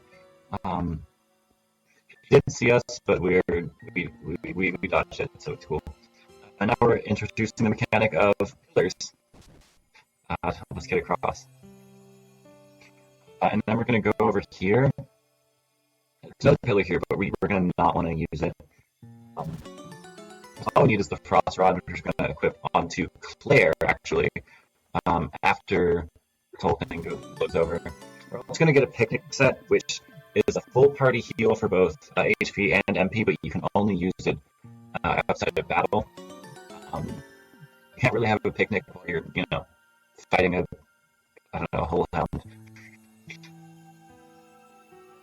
That's one of the skaters that you really want to avoid. Luckily, there's a very easy way to avoid him, so you never really have to worry about that one in the speedrun. I just ran right into that. But that means we get to see that enemy, who is quite a cool enemy.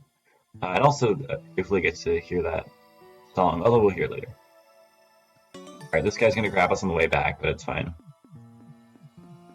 I wonder if wait, are we gonna get lucky and dodge it? Ooh, we are! How nice. Alright. That's all the dragon berries. We grabbed all the items we needed to, especially the frost rod. The frost rod's very important, because there's some enemies later on that are weak to ice, and some very difficult fights in which the enemies are weak to ice. Specifically, the most difficult fight in the game that is the biggest run killer generally ever in this run. Like, it has never been not the biggest run killer. And we'll get to that. But it's not the final boss fight, interestingly. It's like one of the boss fights you do at the end, but it's not the last one.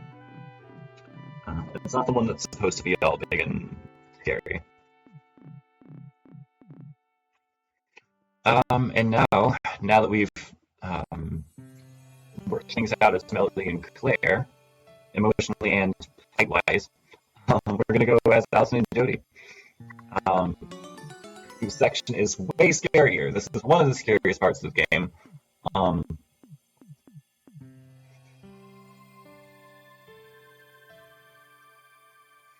Some more ice puzzles. The ice puzzle right here tends to be pretty annoying for navigation. It's not difficult, it just takes a while, and I feel like there's a more efficient way of doing it, but I haven't found one yet. Alright, here goes nothing. Having only 2 party members is very scary, especially when one of them is Allison, who does not have a lot of hit points. And these bushy-tailed bandit EXs are...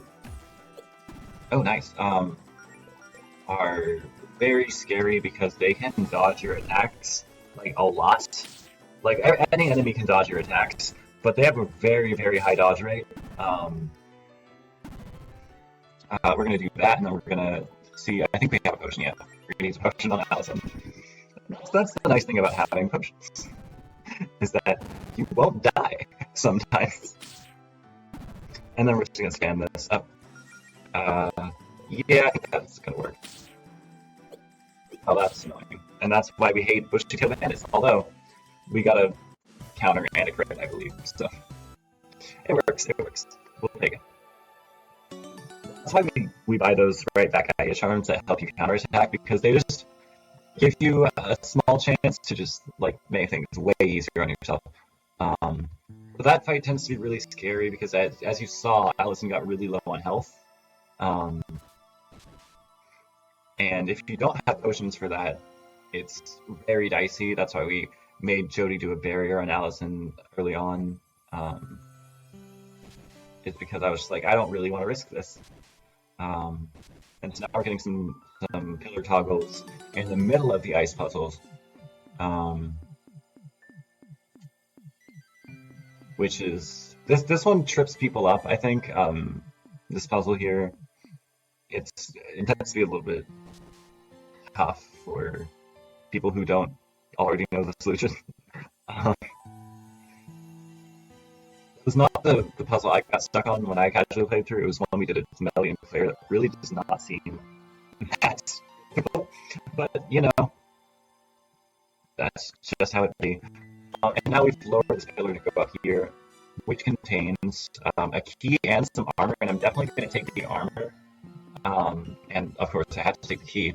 The armor sometimes I skip because really, you should be fine without it. Like, it's just going to be on Melody most likely, or on Jody, who are already pretty much fine in terms of armor, in terms of like not dying. But I just want to be safe here because if Melody dies during some of the later fights, it's pretty bad because she has one of the only ways to actually revive party members, and she's definitely the best at healing. You really do not want to have her down at any point. These puzzles seem like almost ridiculously complicated, but alright. I'm being very careful with that skater there. That one, we're already on low health, so I really don't want to hit it. It's pretty easy to avoid it if you're not trying to rush things, so I'm going to just play it slow and safe.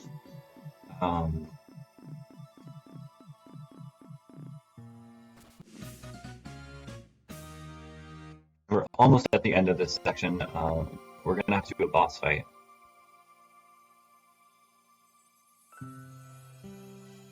Okay. Yeah, that part's pretty scary. You really do not want to hit that guy. Like, that is one of the biggest time losers in the run.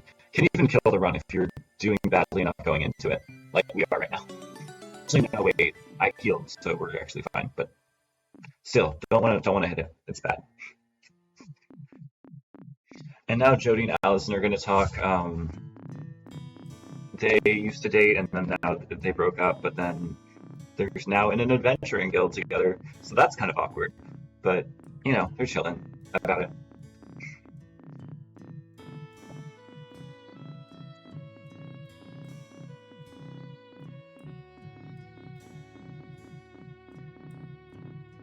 And we're going to get a little bit of talking in before we go to.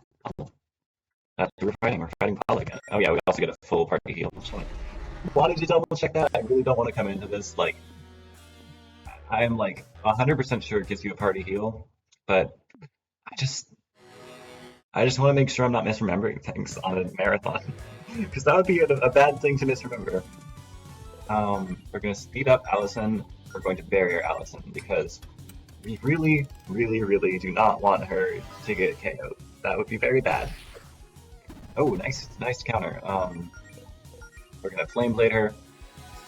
So now, especially with that counter, it's quite nice. Now Jody's burned, but that doesn't matter too much.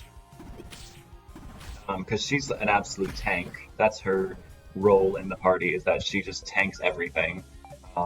Actually, we probably don't need to speed her up again, because Paula falls over at half hit points because she is just hyped up on magic.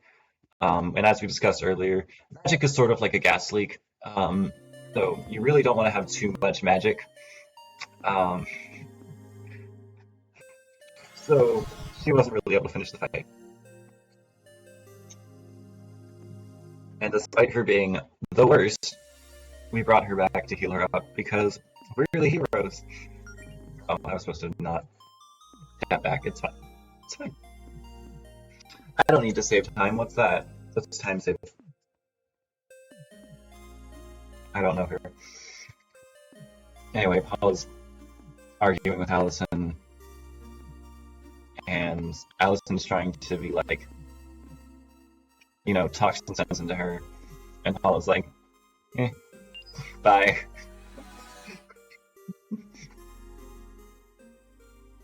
Anyway, that's cool.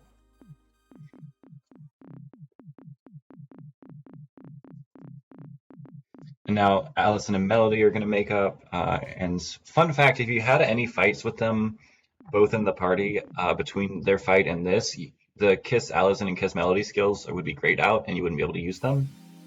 Now they're back. But of course you didn't have any fights with both of them in the party, so it's cool.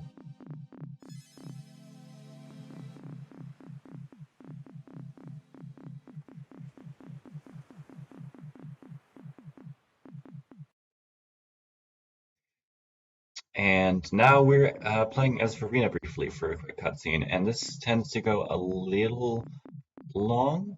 So if there's anything you need to read out, it would be a great time. But if not, I can keep talking. Yep, absolutely. Indiethon Summer 2023 is raising money for the Samaritans. They're a UK-based suicide prevention charity with a free-to-call helpline for those in crisis. They deal with 10,000 calls a day, and every call they answer could change a life forever. And we wouldn't be able to do this without the support of our fantastic sponsors, such as Team 17, who are a long-time sponsor, have supported every marathon that we've done.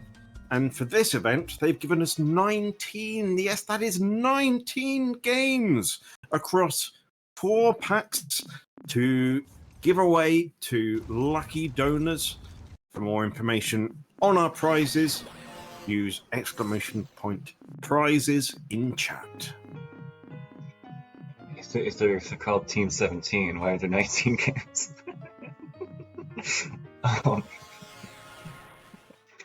Yeah, I'm so funny. Yeah, so now we're basically stating our plan to Zinnia about how we're going to fight Verena. We came up with it in the mountains. We're going to not fight her, we're just going to talk to her. We're going to take the Steven Universe strategy, one might say. So we got 2 new things here. One is Dragon's Cure, which basically combines some of our skills into one skill that heals all heals all status effects on one party member. So we're gonna go briefly. We're actually gonna go to, and then we also got the Dragon Key, which I'll explain real quick once we go to the Amber Woods. Oh, I jumped on there. Whoops. Wait a minute. No, yeah, that's correct. I'm such a mess. Yeah, no, that's correct. Such a mess. Okay. We're gonna go to the Amber Woods here. I'm gonna see if I can remember this route that I recently learned for the Amber Woods to Uncanny Valley route. It's now in the Uncanny Valley, which is we need to go through to get to Mount Zappa, which is where we're supposed to find Verena. Basically, the Dragon Key lets you open the dragon doors, shockingly enough. Oh, that's annoying. Oh, wow. Okay, Platinum Loot Scooter. Alright, I see you. That's a pretty rare encounter. The dragon doors usually have like very nice equipment behind them. Nothing that we really want. Like it would. Oh, we would have to go way out of our way for that. Oh shoot! I'm supposed to go down. Like I said, I'm a mess. Nope,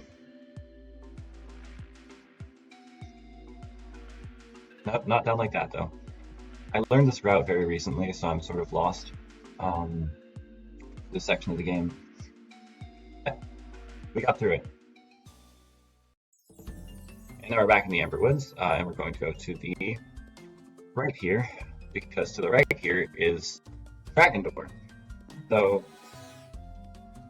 this actually has a spell that you need to progress in the game. You have to get across these flower bridges.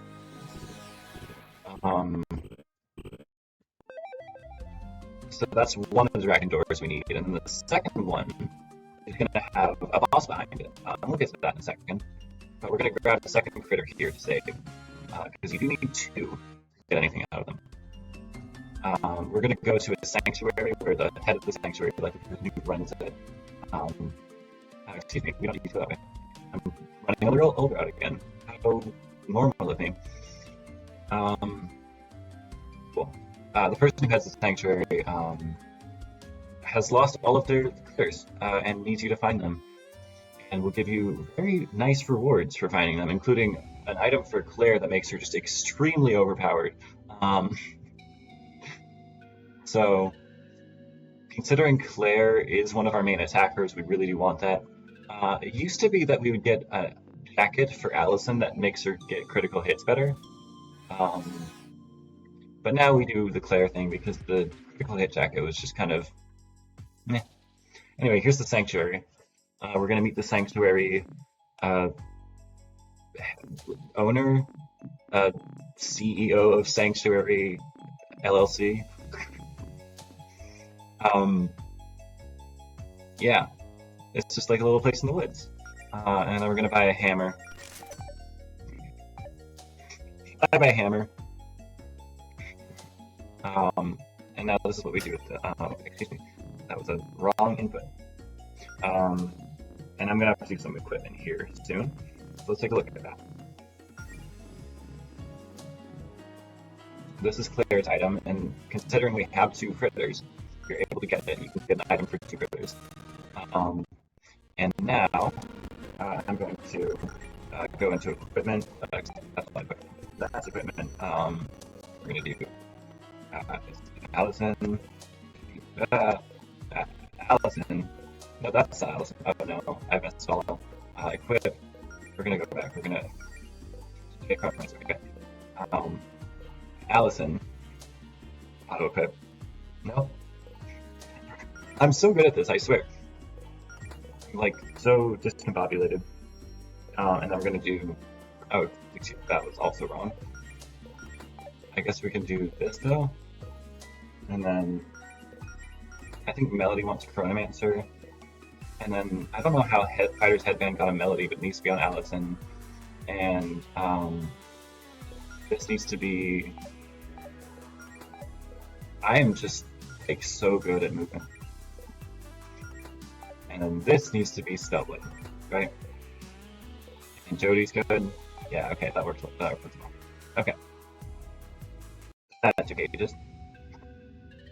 We're chilling.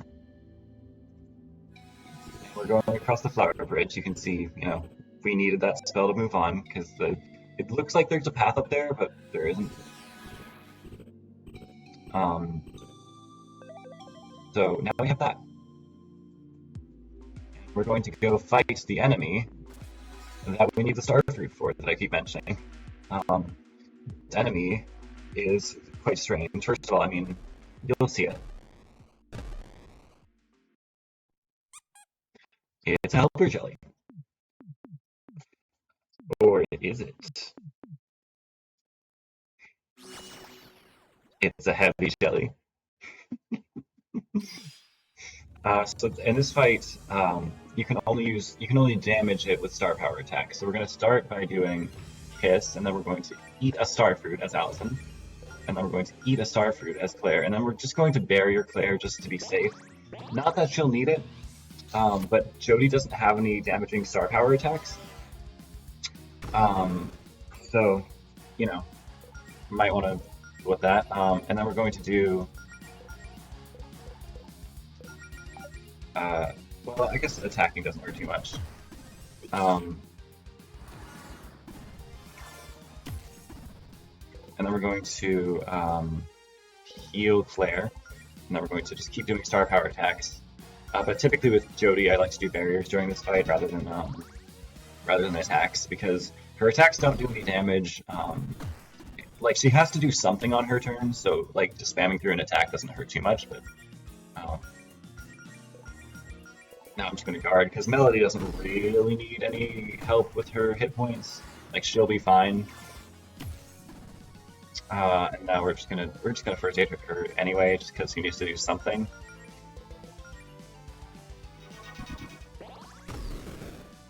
And we just want to be careful. Okay, that's good. So yeah, that's why we have star fruits. Jody just learned cracking the armor, which is a very, very helpful skill. It uses 2 star power, and Jody builds up her star power by either being hit, or I believe by like certain skills that she has, but mostly by being hit by the enemy, which I think is fun because she's like the tank. And she also does quite a bit of damage. But yeah, she builds up star power by being hit. There's actually a skill that she has that basically makes enemies more likely to attack her rather than the rest of the party, which is just helpful in general, like regardless of star power. You really don't want Allison and Claire to get hit because they're like glass cannons.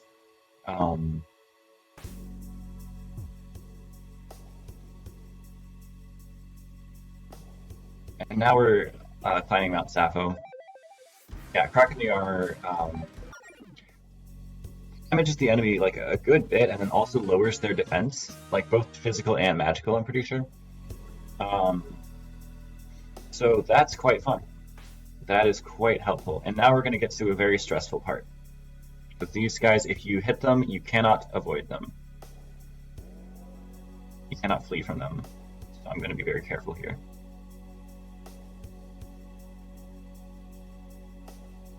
I wouldn't normally take so long waiting for those. Like normally I can do that pretty quickly, but I just want to be extra sure here.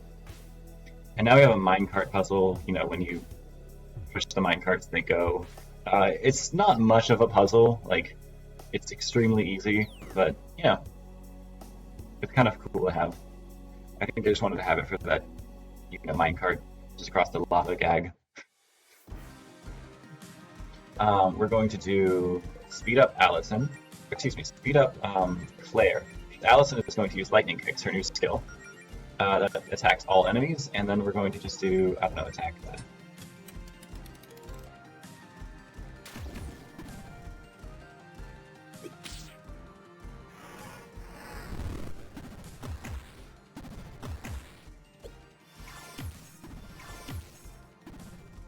And then we're going to do this, and we're going to do another lightning kicks, which should mostly finish it off. And then, yeah. Okay, as you can see, lightning kicks, very helpful skill to have when there's like 3 enemies. We won't be using it too much. It does use a lot of MP, which Allison doesn't need anyway, but you know, you have to use it sparingly for when you actually need to use it. But yeah, we have to go back this way through the scary things that you can't flee from.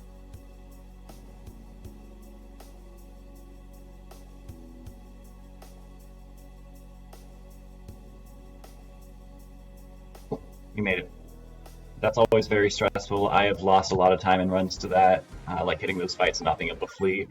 Honestly, pretty quick fights, but even a pretty quick fight is still like 20, 30 seconds. So I don't like losing 20 to 30 seconds. I'm very shocked to hear. And now we're in this weird palace place in Mount Sappho that is clearly this guy's deal. Yeah, Javis has made a little hideout here on Mount Sappho. That's where we actually were with Verena in that cutscene where we played as her.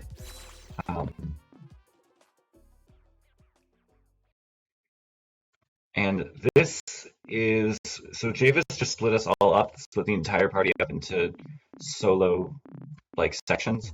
We only have to do Allison solo. We're gonna like go around and add party members, like rescue everyone. And there's Beth the Beast and Mariana. They're repaying us for saving them out of that ice block a while back. Remember that? We're gonna go save here. This is extremely scary. This is where we use lightning kicks again.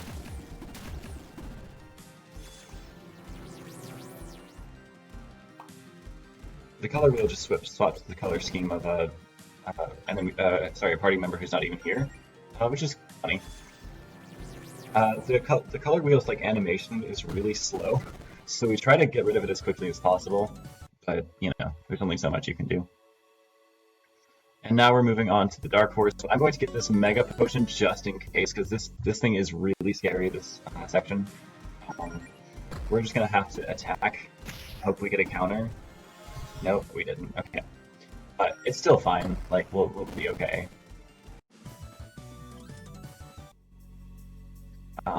This next fight is really tight. Especially if you don't have full HP. So I'm going to heal myself up with a potion before I do it, because I think if you're on below half HP when you exit this conversation with Paula, you get healed automatically, but if you're not, you have to heal yourself. I think it's kind of weird, but I get it. So yeah, we're doing that. We're fighting nothingness, by the way. That's one of the things we're fighting. as well as some tape troopers, which I think are one of the enemies that appear in the most sections. Hopefully we get a counter again. Okay, that's not great. Okay, cool. So as you can see, Allison took a lot of damage there. If we didn't have that counter on that one tape trooper, she would have taken even more. So you see why I wanted to take the potion there. But now we've found Melody. Beth the Beast and Marina helped both of them out of their jail cells. And now they're having a little heart-to-heart because Melody, did it all on her own, or, was able to do things by herself, which she wasn't, confident in doing. And it's a whole thing. And they're having a moment. Also important is Melody's wagging tail in the sprite where they're hugging. You just saw it there. It is extremely important.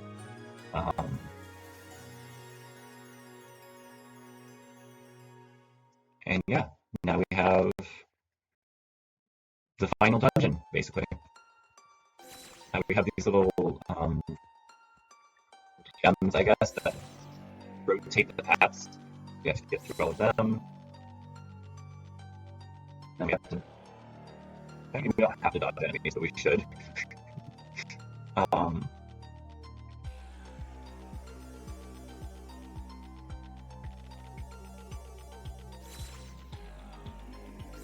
we're gonna go find Jody here, who is someone who we need to get. Oh, I should have healed Allison first.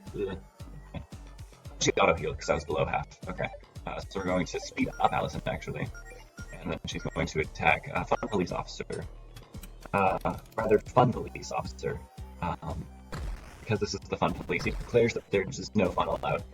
And it makes you unable to use your skills, like, the attacks that... we're actually going to kiss Allison and then attack. So we have a kiss in before we get declared no fun on with the no fun police officer. Actually, we killed it, so it's fine. But now we're going to, I don't know. This is awkward. We're going to heal Allison, of course. So this Cosmic Warrior here can only take physical damage, so Melody having the Frost Rod is kind of inconvenient for us right now. But Melody can just go about healing and stuff, and we'll get through the Cosmic Warrior quickly enough. Melody doesn't really have any physical attacks at this point. It's kind of funny, so she just kind of has to, do whatever. But yeah, we found Jody, and Jody is who we need to get past the spikes that are blocking the key to get to Claire's thing.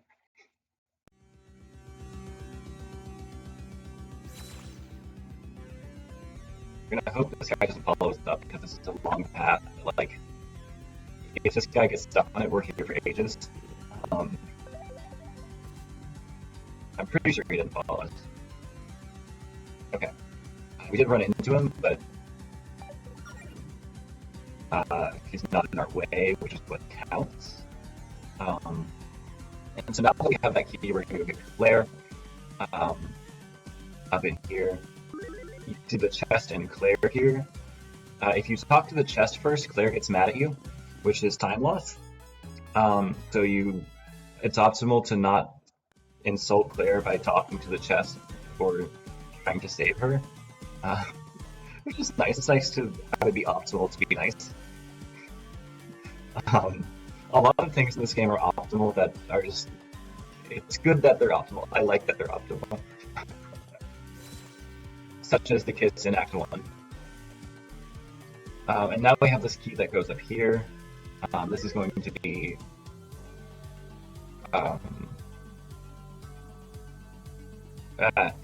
this is going to be a little foggy section where we have to align the bridges. There's a bunch of little segments that need to be aligned here. And once we align them all, they unbar. And now we have this kind of weird section where we have one enemy that can only be attacked physically and one enemy that only can be attacked magically, and that's the Cosmic Spectre there on the right that can only be attacked magically. And then the Dark Horse, which is just annoying.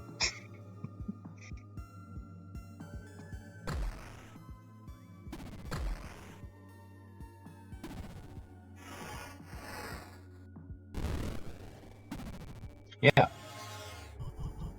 So the game is really going slow with these animations right now. This is not normal, by the way. This does not normally happen with the game. This is a me issue. We froze the Cosmic Spectre, which is quite nice. And now we're going to do, we're going to do this because Allison can just get rid of this guy real quick. And then, yeah. So we're using Melody and Jody to attack the Dark Horse. And then we're using Claire to attack the Cosmic Spectre because she's our magic user. And Allison, our physical attacker, is going to do the Cosmic Warrior. And this guy's weak to fire, so that's... Would have been nice to do slightly more damage, but it's fine, it's fine. I guess he couldn't have died at burn, so it's whatever. And that is one of the only fights we have to take up until just a whole string oh, I really don't want this guy to see me here. Okay. Because if he was on that bridge, that would have been really annoying. He normally doesn't go on there, so it's kind of... I don't know. It's kind of weird that he was there.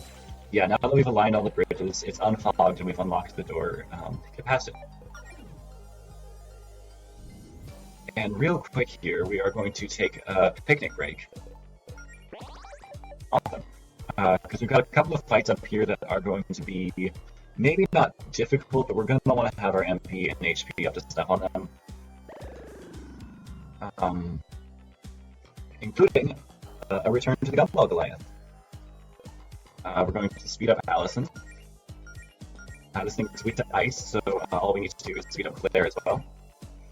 And we're going to deal a ton of damage. It took us 3 turns to beat it in the first time we did it, and it was like a pretty close 3 turns. Like we didn't beat it by a lot on that 3rd turn. Just keep that in mind. Oh, we missed one. That's irritating. Hopefully we get a counter. No, okay. But we're going to get a pretty solid 2 turn here, hopefully. Because we're going to kiss Allison. And she's going to attack twice. And then Claire's going to get Frost Rod. Cool.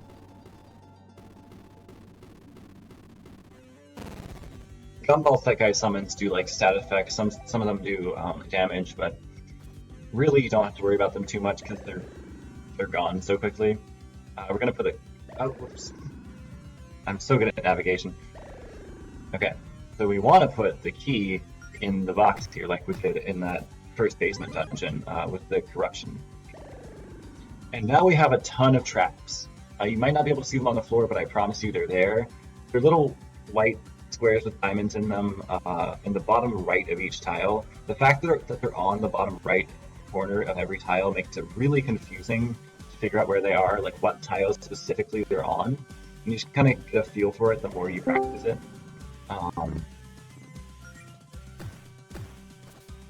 Yeah. And now, on to... I am sorry, but since we're already a little bit over estimates and seeing how they're still over the run, I think it would be best if we would mercy kill the run right now. Okay, that's fine. I kind of expected that because the game was lagging a bunch. Let me finish up this guy and we'll just call that the end. I'm sorry about the how long it took. It lagged a bunch and I forgot to set up some cutscene skips. I didn't expect it to lag that much.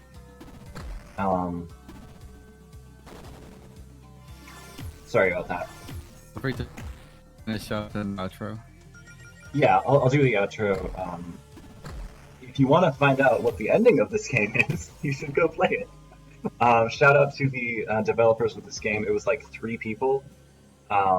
Like 1 person doing most of the developing, 1 person doing music, 1 person doing some character design. And they worked really hard on it for a really long time. I would appreciate it. They would appreciate it if you would go out and try this game for yourself, find out what the ending does. It's very exciting. We were about to do the hardest fight in the game, so I'm also a little glad that we didn't have to do it. But yeah, thank you for having me. Apologies that it was so laggy that it made it go over estimate. And also I was not super nice. But yeah, thanks for watching. Y'all have anything to say?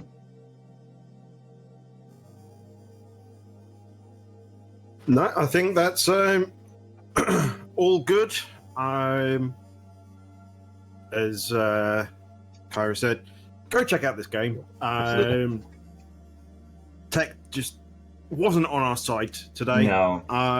But we do have some more fantastic runs coming up. So we'll go on a quick intermission while we set up those runs. So don't go anywhere. This is also where I will be saying farewell and passing the hosting reins to Adalor. So thank you all for watching, and I will see you all next time. See ya.